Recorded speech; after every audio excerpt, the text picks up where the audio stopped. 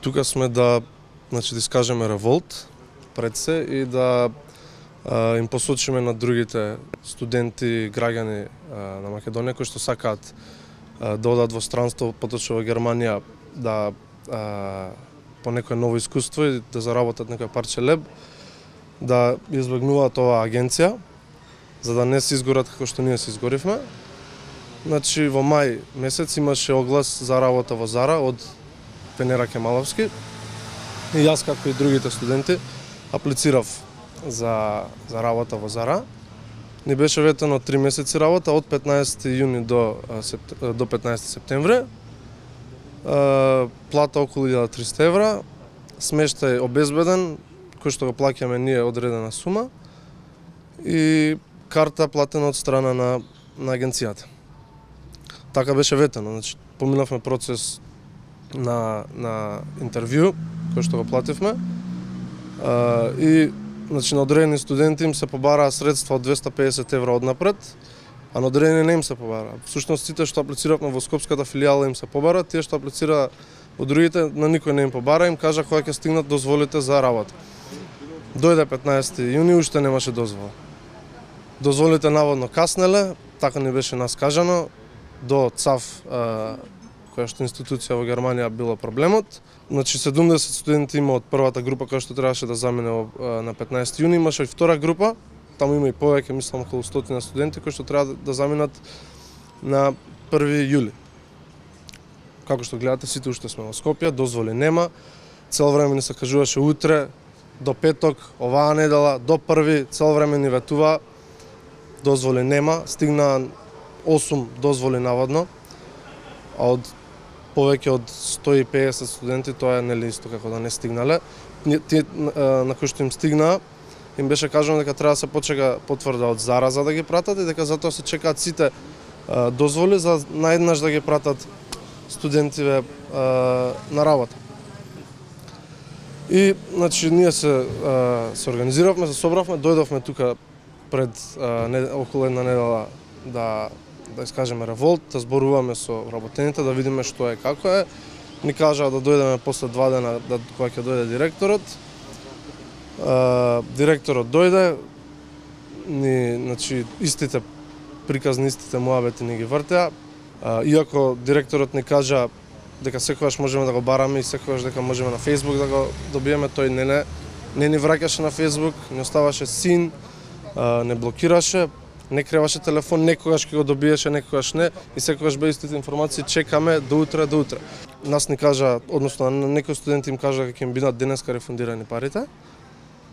И сега можеле да се добијат наводно на службени мејлови, а на мејлови до сега мислам дека на никој му немаат вратено. Не знам, целото лето нас ни пропадна буквално. Има студенти кои што напуштија работа, студенти кои што имаат фамилии дури и сега се буквално во дупка, затоа што ова се нели планирани, затоа што некој кога ќе ти вети нешто си планираш. Целото лето испланирано, испланирани пари и се, и сме во ситуација кога веќе немаме што да правиме. И затоа се повикуваме вака на медиуми. Значи не сме всушност единствените кои што се изгорени, има студенти кои што аплицирале за други работни позиции, кои што имале проблеми со смештај, со такви работи, претежно за Бургер Кинг што се. Стигале таму, не бил адекватен смештајот или не знам, сликите биле различни, немало смештај, значи имало такви проблеми кои што ни кажале нас, ни ги пренеле студенти од таму. И тоа е, пред некој ден, всушност пред 2 дена, ја прашавме агенцијата дали е тука господинот Темран и ни кажа дека е се уште во Германија, а на наша среќа некој го имаше видено господинот во Ситимол. Значи имаме и слика од тоа. И така, сега Ви кажа ли до кога ќе трае колективниот одмор на агенцијата?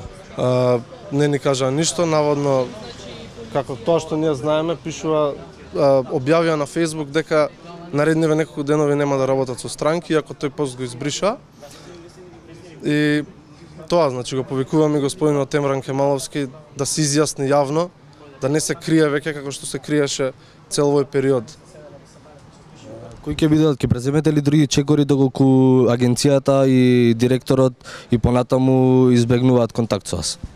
Па тоа ќе видиме понатаму, нели, значи прво гледаме вака да поминеме подобро, да не мора да се оди во некои подлабоки работи, но секако доколку нема никакви реакции, доколку одредени студенти тие што им останале не си ги повратат парите, секако дека ќе мора да има и дополнителни потези, дополнителни акции. Потпишавте ли некакви договори во агенцијата?